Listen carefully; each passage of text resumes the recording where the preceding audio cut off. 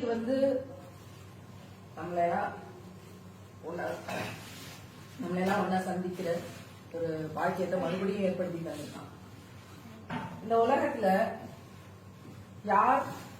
யார் மற்றவர்கள் அப்படிங்கிற கேள்வியை முதல் சந்திப்பிலேயே நம்ம பேசியிருக்கோம்.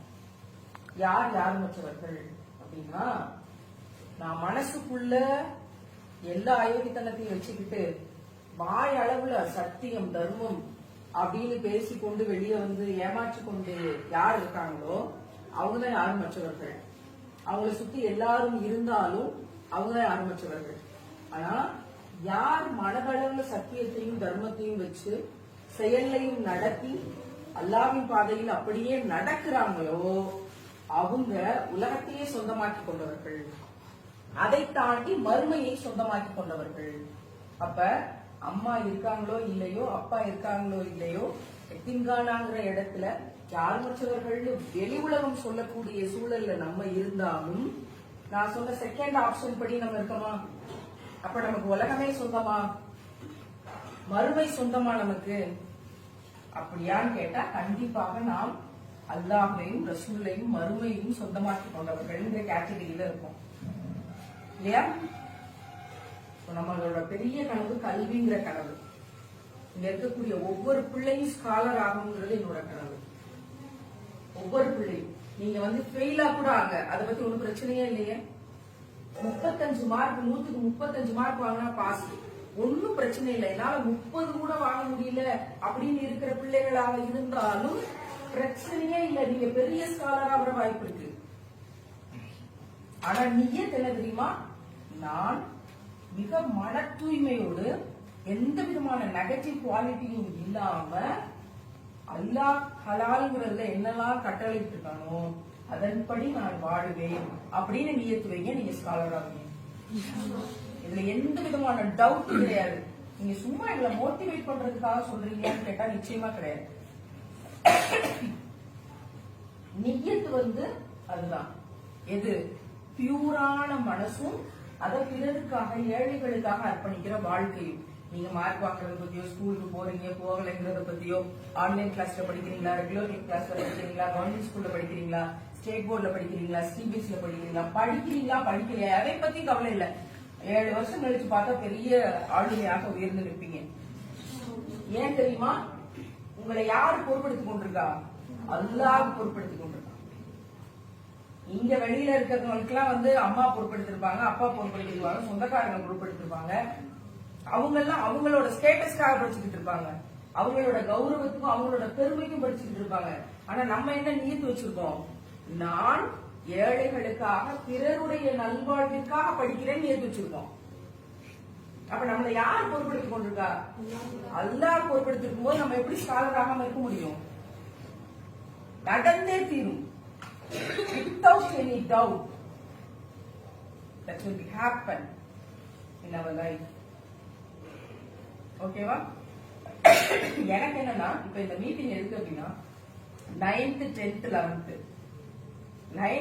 11th நான் வந்து ஒரு ஸ்காலரா வரணும், ஒரு பெரிய ஸ்காலரா வரணும், யூனிவர்சிட்டியில லெக்சரரா வரணும், நிறைய பேருக்கு டீச் பண்ணணும், ப்ரீச் பண்ணணும், கவலையே இல்லாத பெண்களின் சமூகத்தை உருவாக்கணும், வழிகேடு இல்லாத பெண்களின் சமூகத்தை உருவாக்கணும். இன்னொரு பொள்ளாச்சி பயங்கரத்துல எந்த ஒரு ஆம்பளையும் நம்பி ஒரு பெண் ஏமாறக்கூடாது. அதுக்கு நான் வந்து ரோல் மாடலா வந்து நிக்கணும், அதுக்கு நான் படிக்கணும், அந்த இடத்துக்கு போகணும்னு நியத்து வைக்கக்கூடிய 9, 10, 11 இருக்கக்கூடிய முதல் 10 பேர் யார் அப்படிங்கறதா என்னுடைய கேள்வி. So 9th standard 10th standard 11th standard நீங்க கை தூக்க வேண்டியதுல, நீங்க மனசுக்குள்ள நியத்து வச்சுட்டு இன்னையில இருந்து உங்களோட ப்ரிப்பரேஷன் ஆரம்பிங்க. ஸ்கூல் எஜுகேஷனும் சரி, மார்க்க கல்வியும் சரி, school education also spiritual education, 2 எஜுகேஷனையும் சேர்த்து இன்னையில இருந்து நியத்தை இப்படி வச்சுட்டு படிக்க ஆரம்பிங்க. 9th 10th 11th நெக்ஸ்ட் மீட்டிங்ல எனக்கு நேம் லிஸ்டோட யார் யாரு அப்படிங்கறத நான் பார்க்கணும். இம்ப்ரூவ்மெண்ட் இருக்கா அப்படின்னு பாருங்க. 10 நாள் டைம், சரியா? 10 days டைம். நியத்து பிறருக்காக, சமூகத்துக்காக இன்னொரு பெண்ணை வழிகேட்டில் விடமாட்டேங்கிறதுக்காக நான் படிக்க போறேங்கிறதா நியத். பொறுப்பு அல்லாஹ். 10 நாள் டைம். இந்த பக்கம் உலக கல்வியும் படிங்க, இந்த பக்கம் மார்க்க கல்வியும் படிங்க. என்ன வித்தியாசம் அப்படின்னு பாருங்க. ட்ரை பண்ணலாமா? 10 நாள் கழிச்சு நம்ம நல்லபடியா மீட் பண்றோம் இன்ஷா அல்லாஹ். இறைவன் நல்லபடியா நாடுவான். 10 நாள் கழிச்சு 9th 10th 11th ஸ்டூடெண்ட்ஸ்ல அந்த ஸ்காலர்ஸ் யாரு அப்படிங்கறத நம்ம இன்டர்வியூ பண்ணி செலக்ட் பண்ணுவோம். ஓகேவா? மேபி நாங்க 15 பேர் இருக்கோம், 15 பேர் செலக்ட் ஆகலாம். இல்ல எங்கேயோ பிரச்சனை நடந்தது, ஒரே ஒருத்தர் செலக்ட் ஆகுறாங்க, ஆகலாம், தெரியல. நம்ம இன்னும் 10 நாள்ல இந்த பிராக்டிஸ்ல நம்ம மீட் பண்ணுவோம். சரியா? சோ அப்ப எனக்கு நம்பிக்கை இருக்கு, எல்லாருமே செலக்ட் ஆவாங்கன்னு எனக்கு நம்பிக்கை இருக்கு. நீங்களும் நம்புங்க. நீங்க நம்புறது எதுல தெரியுமா வெளிப்படும்? இங்க 2 பேர் நிக்கிறாங்கல்ல, உங்களுக்கு சமைச்சு போட்டு உங்களை பார்த்துக்கிட்டு உங்களோட நல்லது கெட்டதுல எல்லாம் தலையிட்டு உங்களை கவனிச்சிட்டு இருக்காங்க இந்த 2 பேரு. அவங்க 2 பேரை 10 நாள் கழிச்சு கூப்பிட்டு இன்டர்வியூ எடுத்தா தெரிஞ்சிடும் ரிசல்ட் என்னன்னு. எதுல வெளிப்படணும் தெரியுமா? நீங்க நியத் வச்சீங்களா இல்லையாங்கிறது எப்படி வெளிப்படும் தெரியுமா? இதயத்தை கிழிச்செல்லாம் பார்க்க முடியாது. உங்களோட ஆக்டிவிட்டிஸ், உங்களோட செயல்கள். இத்தனை நாள் ஒரு சண்டை போட்டுக்கிட்டு இருந்தாங்க கூட விழுந்து விழுந்து கவனிச்சுக்கிட்டு இருக்கா. இப்ப இத்தனை நாள் இந்த டீமோட பஞ்சாயத்தை எங்களால சரி செய்ய முடியல. இவர் ஒன்னா தெரிஞ்சுட்டு இருக்கிறாங்க. எவ்வளவோ சொல்லி பார்த்தோம், இந்த விஷயத்த எங்களால மாத்த முடியாம இருந்துச்சு மேடம், இப்ப தானா மாறிடுச்சு. ஆக்டிவிட்டிஸ்ல மாற்றம் வருது இல்ல, அதுதான் நியத்தினுடைய வெளிப்பாடு. என்ன நியத்து? நான் எனக்காக வாழல, நான் பிறருக்காக வாழ்றேன் நியத்து வச்சிருக்கேன். பிறருக்காக வாழ்வதற்காக ஒரு படிப்பு படிக்கணும் நியத்து வச்சிருக்கேன், அப்புறம் படிக்க ஆரம்பிச்சிருக்கேன் அப்படிங்கிற இந்த நியத்தினுடைய வெளிப்பாடு உங்க ஆக்டிவிட்டிஸ்ல நாளையில இருந்து தெரியணும். நாளையில இருந்து இல்ல, இப்ப நாங்க போனதுல இருந்தே. தயவு செய்து மன்னிச்சிருங்க எல்லாரையும். நாளைக்கு நம்ம உயிரோட இருப்போமான்னு யாராவது உறுதியா சொல்ல முடியுமா? காலையில முடியாது. அல்லாஹ்வின் திருப்பொருத்தத்தை பெறுவதற்கான வேலையை செய்வதை தவிர எதுவுமே நமக்கு அவருக்கு வராது. நம்மளே எப்படி இருக்கோம்னா, வெளியில அல்லாஹ் எல்லா அருட்படைகளையும் கொடுத்து காரு, பங்களா, பதவி, ஸ்டேட்டஸ் எல்லாத்தையும் கொடுத்து அவன் என்ன வேலைத்தனம் பண்ணுவான்? இறையச்சத்தோட இருப்பானா? வாய்ப்பே இல்லை. எல்லாவற்றுக்கும் பெரிய கேள்வி கணக்கு உண்டு மறுமையில். ஆனா நமக்கு கேள்வி கணக்கு இருக்கக்கூடாதுன்னு நம்ம நம்புறோம். அது எதுல வெளிப்படணும்? உங்களுக்கு உங்களோட செயல்பாடுகள்ல வெளிப்படணும். இங்க இருந்து ஒரு சின்ன குறைய கூட அவங்க சொல்லக்கூடாது. இங்க வரும்போது நீங்க எல்லாம் சந்தோஷமா இருக்கீங்க, துவா ஓதுறீங்க, அழுதுகிட்டே துவா கேக்குறீங்க, எல்லாம் நல்ல பிள்ளைகளா யூனிஃபார்ம்ல இருக்கீங்கன்னு சொன்னோடனே அடாடா அப்படின்னு எல்லாரும் சொல்ற மாதிரி நான் ஒருபோதும் சொல்ல மாட்டேன். ஏன்னா எனக்கு பிராக்டிக்கலா என்ன நடக்குதுன்னு நல்லா தெரியும். பிராக்டிக்கலா என்ன நடக்கும், ஒரு பொம்பளை பிள்ளைகளோட மனசு எப்படி இருக்கும் எல்லாம் தெரியும். இப்ப பல சூழல்ல இருந்து வந்திருக்கேன். நீங்க கண்டிப்பா அதுக்கு அடாப்ட் ஆகி தான் இருப்பீங்க. எல்லா பெரிய பிள்ளைங்கன்றதுனால சொல்றேன். நீங்க படிக்கிறதுக்கு வெளியே போவீங்க, ஆட்டோல போவீங்க, பஸ்ல போவீங்க, திருப்ப இங்க வருவீங்க. நிறைய பேரை சந்திக்கிற வாய்ப்பு இருக்கு, குறிப்பா ஆண்களை சந்திக்கிற வாய்ப்பு இருக்கு. நீங்க படிச்சு லட்சியத்தோட வந்து ஸ்காலர் ஆகி நின்று காலேஜ்ல லெக்சரர் ஆகிற வரைக்கும் எவனையும் நம்பிடக்கூடாது. தெளிவா இதயத்துல ஆணிய வச்சு அடிச்சு வச்சுக்கணும். யாரையும் என்ன செய்யக்கூடாது. அவன் எவ்வளவு யோக்கியனாகனா இருந்துட்டு போட்டும், அது நமக்கு தேவையில்லை. ஆனா வரும் ஆப்போசிட் செக்ஸ் அட்ராக்ஷன்ங்கிறது வரத்தான் செய்யும். ஏன்னா ஹார்மோன்ஸ் அந்த வேலையை கண்டிப்பா செய்ய சொல்லும். அதோட வேலையா இருந்தா நம்ம பிசிக்கல் பாடியில ஹார்மோன்ஸ் இருக்கு. அதனாலதான் 13 வயசு தோராயமாக ஏஜ் அட்டன் பண்றது, பருவம் அடைதல் அதெல்லாம் நடக்குது. அப்ப அது நடக்கும்போது அந்த எண்ணங்கள் வரதான் செய்யும். வரும்போது டங்குன்னு மண்டையில ஒரு அலாரம் அடிக்கணும். நமக்கு பெரிய லட்சியம் இருக்குல்ல, நமக்கு பெரிய லட்சியம் இருக்குல்ல. பொள்ளாச்சி பயங்கரத்துல இத்தனை பொம்பளை பிள்ளைகளை எல்லாம் ஏமாத்தினானுங்கல்ல, 1000 வீடியோஸ் ரிலீஸ் பண்ணானுங்கல்ல. நான் நம்ப மாட்டேன், எனக்கு இது தேவையில்லை. என் ஹார்மோன்களை ஜெயிச்சு நான் என் லட்சியத்தோட வந்து நிற்பேன் அப்படின்னு ஒரு அலாரம் என்ன செய்யணும், அடிக்கணும். ஹார்மோன்கள் பெருசா லட்சியம் பெருசானா லட்சியம் தான் பெருசுன்னு ஓடணும். எனக்கு அந்த உறுதிமொழியை நீங்க கொடுத்துட்டாலே அப்பாடான்ட்டு நான் இருப்பேன். நாங்க போறோம், படிக்கிறோம், வர்றோம், ஊருக்கு போறோம், இருக்கிறோம், சூழலை பாக்குறோம், பின்னாடி இருக்கு, மீடியா நீ பெருசா இருக்கு, என்ன வேணா இருக்கு, யார் வேணா ஃபாலோ பண்ணலாம், நான் யாரு கூட வேணா பேசணும்னு நினைக்கலாம்.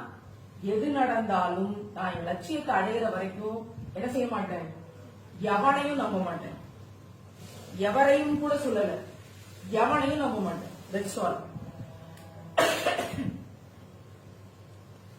ஓகேவா? உங்களுக்கு நேசிக்கிறதுக்கு நாங்க இருக்கோம். உங்க அம்மா போல உங்க அம்மாக்கள் இருக்காங்க, உங்களை வளர்த்து கொண்டிருக்கிற ஒரு தகப்பன் இருக்கிறாரு, இவ்வளவு பேருக்கு உங்களை சுத்தி ஃப்ரெண்ட்ஸ் இருக்காங்க. உங்களை நேசிக்கிறதுக்கு இவ்வளவு ஆட்கள் போதும். எல்லாத்தையும் தாண்டி உங்களை நேசிக்கிறதுக்கு அல்லாஹ் இருக்கா, ரசூல்லா இருக்காங்க. இதெல்லாம் பின்னாடி கேட்டுட்டு இருப்பாங்க, நான் நம்புறேன். அப்ப இவ்வளவு பேர் இருக்கும்போது அந்த நேசம் போதுமானது, லட்சியத்தை அடையிற வரைக்கும். பிறகு உங்க லைஃப இறைவனே தேர்ந்தெடுத்து முடிவு பண்ணி கொண்டு போவாங்க.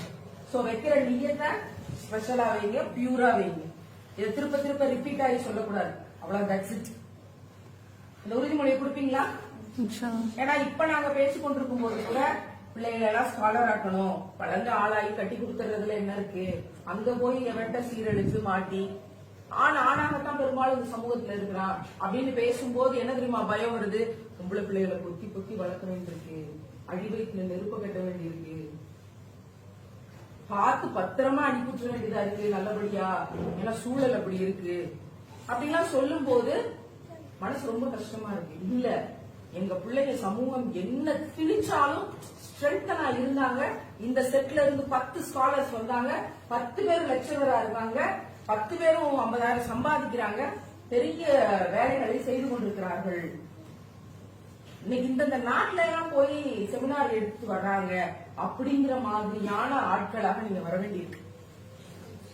இதுவரைக்கும் இங்க இருந்து அது நடக்கல, ஆனா இனிமே நடக்கணும். பிரேக் த ரூல்ஸ், அந்த ரூல்ஸ பிரேக் பண்ணுங்க, ஸ்காலர்ஸ வந்து காட்டுங்க. என்ன சொல்றீங்க?